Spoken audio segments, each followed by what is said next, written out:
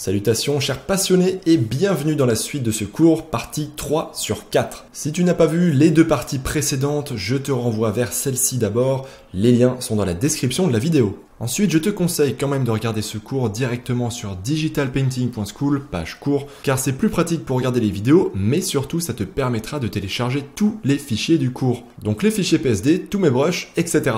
Allez, bon visionnage! Donc pour cela, je vais créer un nouveau calque juste en dessous. Je vais l'appeler couleur base. Voilà, je le mets en dessous dans la pile des calques, toujours en écrêtage.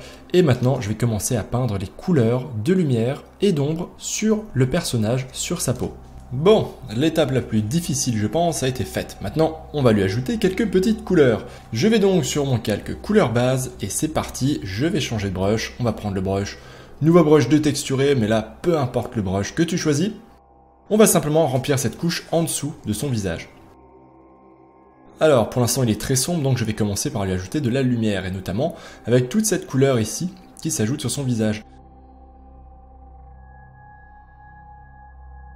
Alors, à vue d'œil, ça m'a l'air pas mal. Je pense que j'ai plutôt bien choisi. Je vais rendre ça un poil plus saturé. Et c'est parti.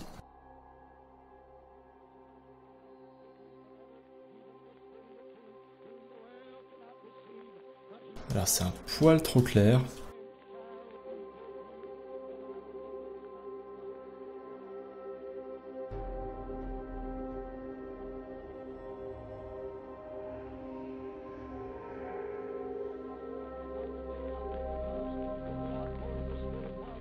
Ok, première couleur, c'est bon. Ensuite on passe à la suivante. Je vais faire cette fois-ci tout le côté droit avec une couleur qui est clairement plus orangée. Alors c'est un peu trop clair, pas assez saturé, ça m'a l'air pas mal, on va commencer avec ça. Alors je vais baisser un petit peu le flux pour avoir un autre rendu de brush. Voilà, ce sera un petit peu plus doux, plus graduel, ce sera plus facile de placer les couleurs dessus.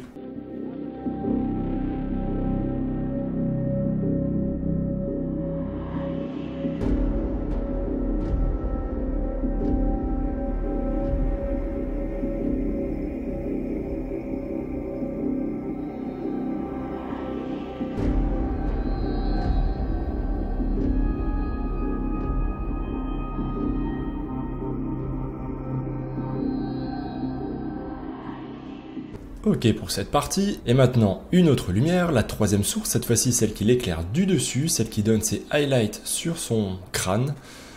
Donc là c'est une lumière plus froide, plus claire également, on va prendre cette couleur, regardez ce que ça donne. Du premier coup d'œil ça m'a l'air pas mal, donc là je vais prendre un brush texturé, on va prendre celui-ci. Et je fais un petit passage. Alors la texture n'est pas super, je vais changer. Je vais prendre celui-ci, forme texturée. Donc là c'est simplement pour ajouter de la texture en même temps que je peins. Même là elle est encore un peu trop discrète je trouve. Voilà.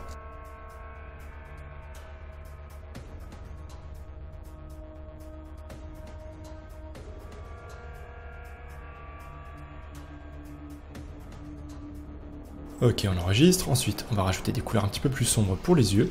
Car comme tu peux le voir au-dessus, les yeux sont quand même plongés dans une certaine obscurité, donc on va commencer par rajouter des couleurs plus sombres, et ensuite on va rajouter le blanc des yeux autour, et comme par magie, ça devrait ressortir. Ensuite, je vais créer un nouveau calque. Cette fois-ci, je vais l'appeler Rim Light. Donc Rim Light, pour rappel, c'est la lumière de contour, celle qui vient l'éclairer juste sur le bord. Et comme tu t'en doutes, eh ben c'est ça qu'on va ajouter. Donc je vais prendre cette couleur, un petit peu plus rouge, un peu plus foncé en fait, je vais essayer de chercher cette couleur-là. Je vais prendre un brush soft cette fois-ci. Je remets le flux à 100% et je vais passer un petit coup sur tout le bord de son visage.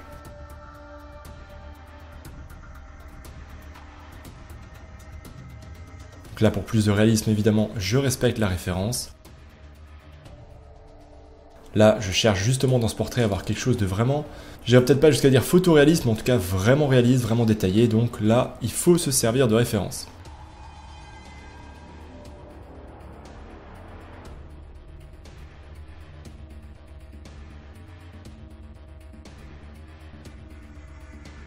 Au passage, je fais une petite correction, là aussi ça m'a l'air d'être un petit peu trop haut. Je diminue juste cette hauteur. Et je reviens sur ma rim light.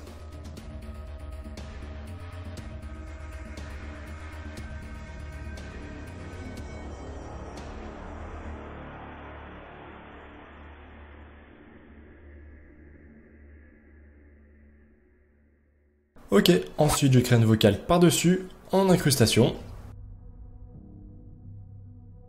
Voilà, on va prendre ce jaune ici qui est très très clair.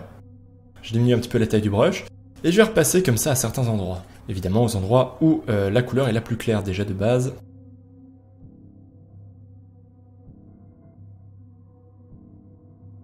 Ça me permet évidemment de rehausser la couleur et de la rendre plus jaune, plus lumineuse.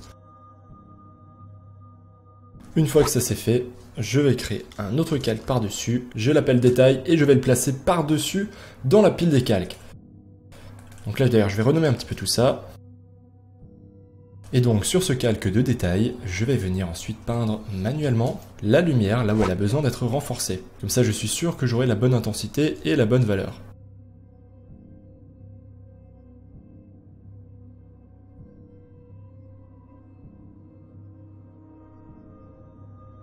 Ensuite, rien ne m'empêche à tout moment de revenir sur le calque de silhouette si jamais je vois qu'il y a des petits défauts, des petites différences, et de retailler la forme de son visage.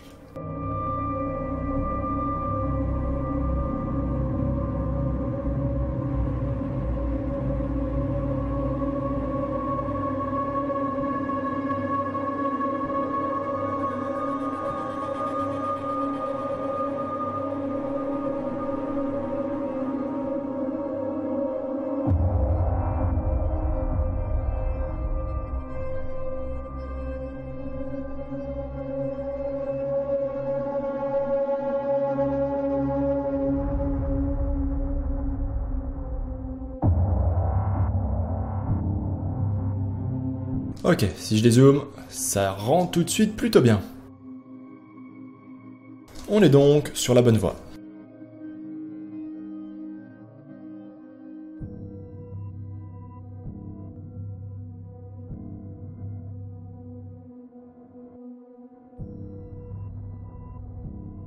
Bon, ok, c'est pas mal. Je reviens sur mon calque couleur de base. Et là, on n'en a pas encore terminé.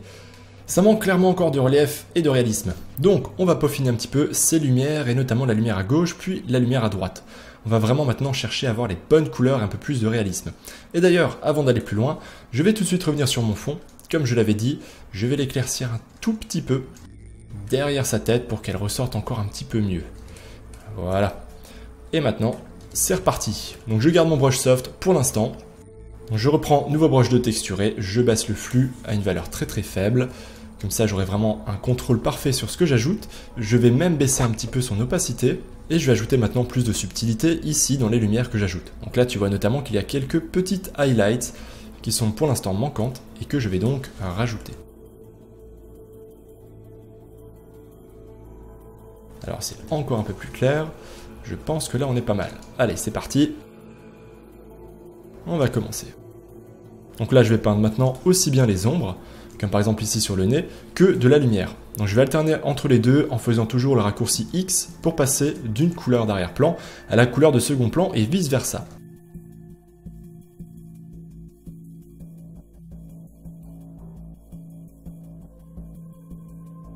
D'ailleurs, je vais même faire ça sur un nouveau calque, comme ça je vais pouvoir revenir en arrière et te remontrer les étapes à la fin.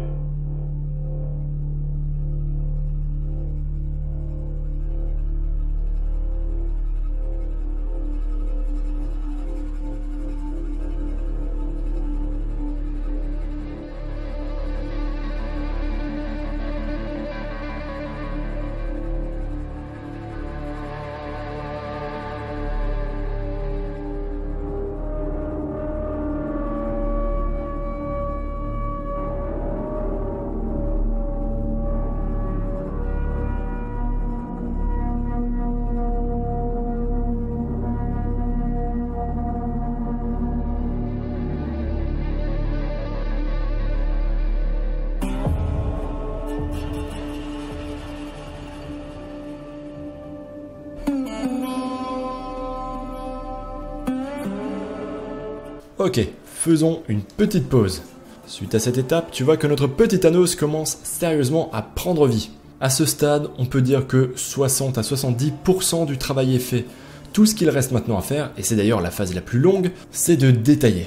Donc à ce stade, tout dépend jusqu'où tu veux emmener ton étude, si tu veux faire quelque chose de vraiment super réaliste, ou si tu veux simplement t'arrêter là parce que tu juges que tu as ressorti les connaissances nécessaires, que tu n'as pas envie d'aller plus loin et de passer des heures et des heures à détailler, c'est très bien aussi. Donc là, c'est simplement un choix personnel. À toi de voir jusqu'où tu veux pousser cet exercice. Moi, je vais continuer encore un petit peu à détailler, notamment certaines parties telles que le nez, la bouche et les yeux. Je pense que c'est surtout là qu'il a le plus de travail et également un petit coup sur l'oreille. Donc pour le reste, ce que je vais faire à chaque fois, c'est reprendre une partie de l'image, par exemple ici, le nez, les yeux, quoique je pense que je vais d'ailleurs prendre même aussi la bouche avec. Je fais CTRL-J pour le dupliquer, je vais le placer juste à côté, de cette manière. Et ensuite, je vais aller sur le calque de détail et je vais repasser petit à petit sur chaque partie en zoomant.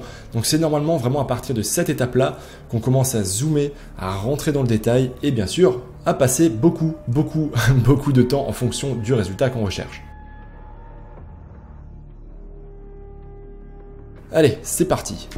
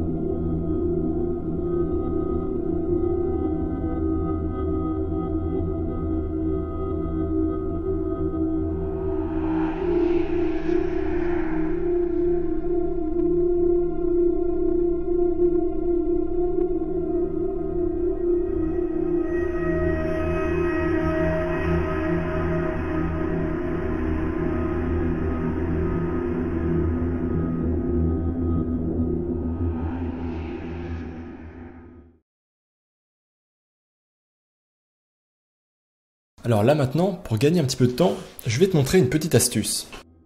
Je vais utiliser un de mes custom brush favoris lorsque je fais des portraits. Celui-ci est dans spécial dans mon dossier de brush si jamais tu l'utilises et il s'appelle Skin Pores, juste ici autrement dit, les pores de la peau. Et oui, tu t'en doutes, il va nous servir à faire des jolis petits pores de la peau. Donc je vais faire ça à chaque fois sur un nouveau calque. Ça, c'est ma petite méthodologie. Donc je crée un nouveau calque, je passe un coup de brush à l'endroit désiré. Donc là par exemple, c'est sur cette petite zone que ça m'intéresse. Et ensuite, je gomme tout ce qu'il y a autour, et notamment partout où ce n'est pas nécessaire et ce n'est pas voulu.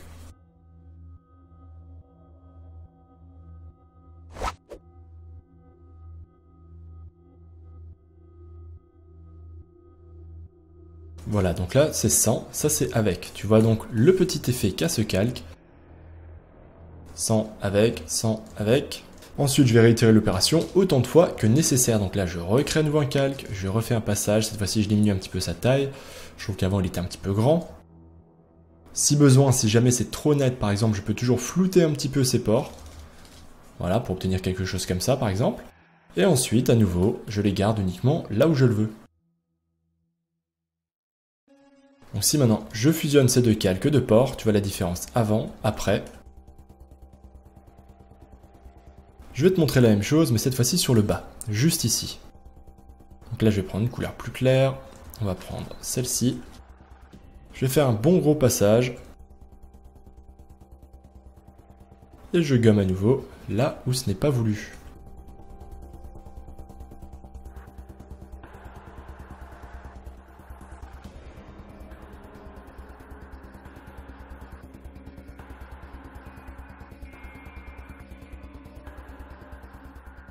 Ensuite, on continue, je vais faire la même chose là en bas.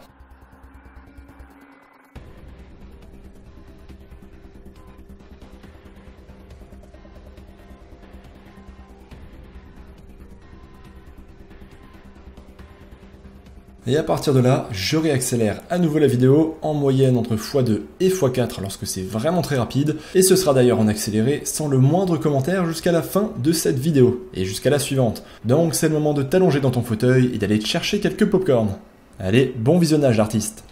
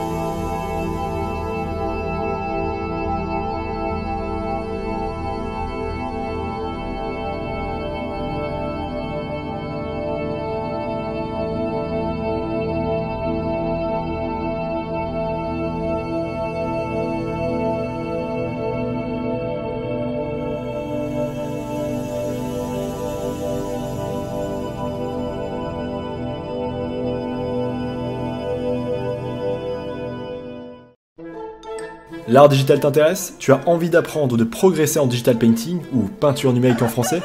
Je t'invite à aller sur digitalpainting.school.